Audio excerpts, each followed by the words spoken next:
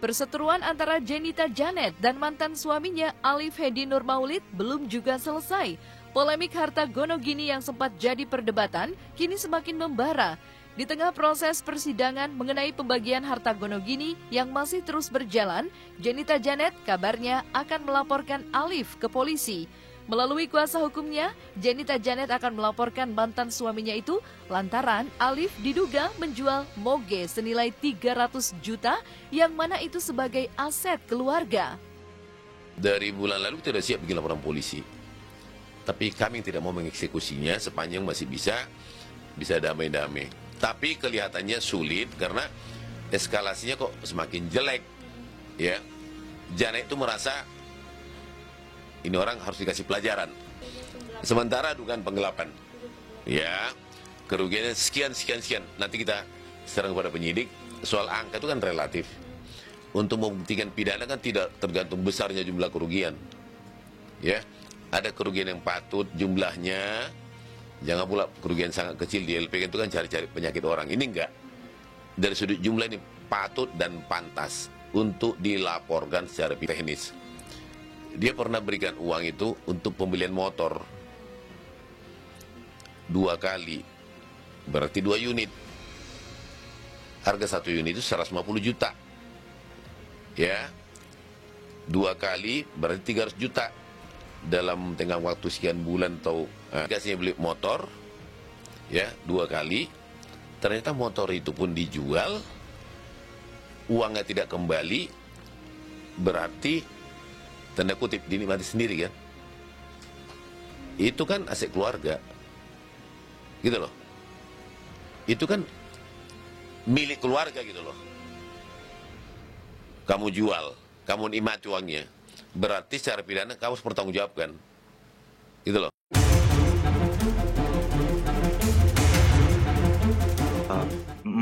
Terus ya untuk ada beberapa hal yang mau saya klarifikasi juga tentang berita-berita dan ya kayak seperti menyudutkan saya gitu loh.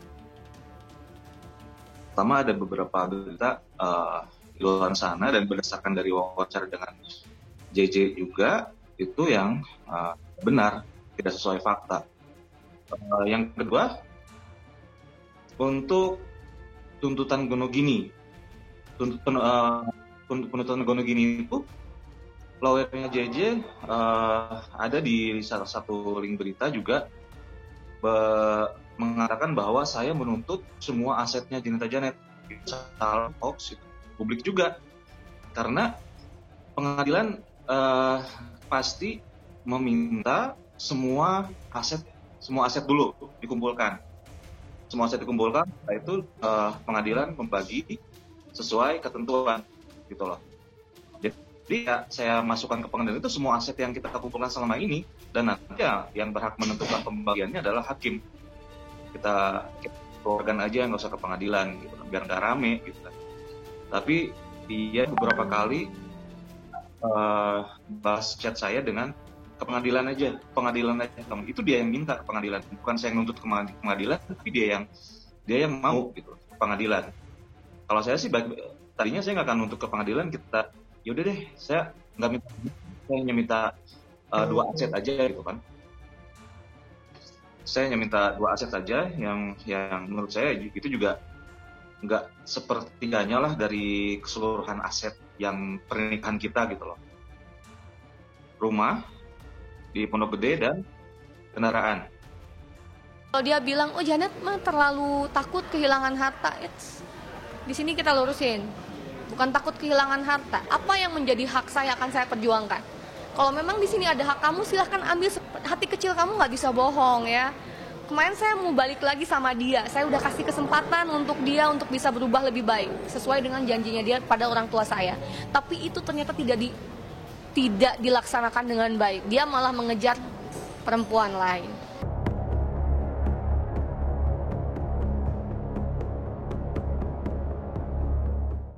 Sejak memutuskan untuk mengakhiri rumah tangganya dengan Alif, Jenita Janet berharap kehidupannya ke depan akan lebih tenang. Namun tak menyangka Alif justru memperkarakan harta Gonogini yang hingga saat ini menjadi perdebatan panas. Padahal Jenita Janet mengaku tidak menuntut apapun selain ingin berpisah secara baik-baik. Namun, melihat perselisihannya yang tak kunjung usai, air mata Jenita Janet pun tak lagi bisa dibendung. Sidang Gonogini sekarang masih berlanjut karena ternyata akan panjang ini ceritanya. Aku juga nggak ngerti, dia masih kekeh dengan menganut kepada keyakinan dia dapat 50% dari harta aku. Padahal sebenarnya di dalam agama Islam itu nggak ada namanya harta gonogini, ya kan? Harta istri ya harta istri gitu kan, ataupun harta suami juga harta suami. Padahal aku kemarin waktu cerai aku nggak nuntut apapun, karena aku tahu diri lah, udahlah dia buat modal dia dan aku pun tolong jangan diganggu, ini buat modal hidup aku ke depan. Karena dia juga tahu aku tulang punggung keluarga kan. Yang benar-benar aku dituntut untuk bisa fight dari dulu, dari kecil, dari kelas SMP gitu. Gimana caranya untuk bisa bertahan hidup, jadi kakak yang mandiri.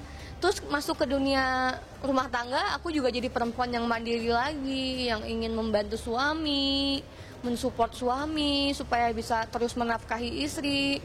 Kesininya aku kerja keras lagi, balik lagi semuanya itu untuk keluarga aku, orang tua aku, dan itu pun dari hasil nyanyi aku sendiri gitu, bukan hasil aset-aset aku, bukan dari gabungan uang aku dan uangnya dia digabungin gitu kan, terus dibeliin aset, nggak gitu. Ini benar-benar uang aku nggak ada di uang dianya yang masuk ke rekeningnya dia, yang sudah hampir sekitar 1 eman lah gitu. Kalau dinominalin itu baru 2 tahun, 2017-nya belum aku akumulasiin juga. Jadi menurut aku dia udah banyak, alhamdulillah gitu, bukannya bersyukur ya, dia udah bantuin aku juga, bukan gratisan tapi dia juga dapat penghasilan, dia bisa nafkahin aku. Harusnya bersyukur banget, bukan malah jadi nuntut kayak gini gitu kan, jadi lucu aja. Emang dia mungkin sekarang butuh buat modal nikah mungkin.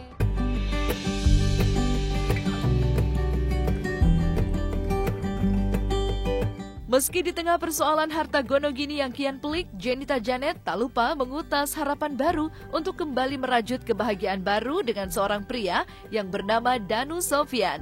Pria yang berhasil meluluhkan Jenita Janet itu kabarnya tak lama lagi akan mempersunting Jenita Janet.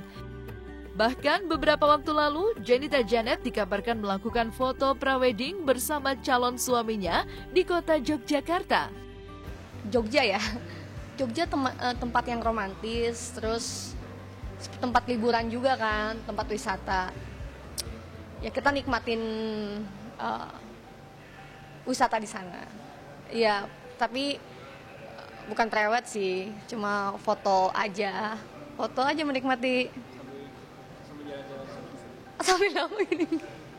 Sambil jalan-jalan. Kebetulan pada saat itu dia lagi ada seminar, dia ngisi seminar di salah satu perusahaan lah, pemerintahan dia, acara pemerintahan, kementerian. Rencana kan memang sudah ada banyak orang yang bilang, netizen apa yang nggak tahu mungkin ya tentang kehidupan aku, begitupun kehidupan pasangan aku. Mereka langsung ngejudge gitu aja, oh pantesan waktu itu pengen cepet-cepet cerai, ternyata ada laki-laki ini. Itu sama sekali nggak bener. Pada saat aku cerai, aku benar-benar memang keputusan aku sendiri untuk berpisah dengan mantan suami, hasil dari istiqoroh. Mungkin juga ada jejak digital aku juga ya, pada saat itu aku yang terpuruk, down-nya seperti apa. Terus tiba-tiba ya mungkin Allah ngasih pertolongan aku melalui orang ini. Cerai di bulan September, Oktober, November, Desember, Januari aku baru bisa membuka hati untuk orang lain. Itu pun kenapa? Karena dalam hatiku aku niat banget pada saat aku bercerai, aku ingin memanfaatkan waktu aku untuk jadi lebih baik. Satu, aku pengen punya rumah tangga yang benar, dalam arti yang benar itu ya sesuai porsinya lah. Kewajiban istri ya kewajiban istri, kewajiban suami ya kewajiban suami gitu kan.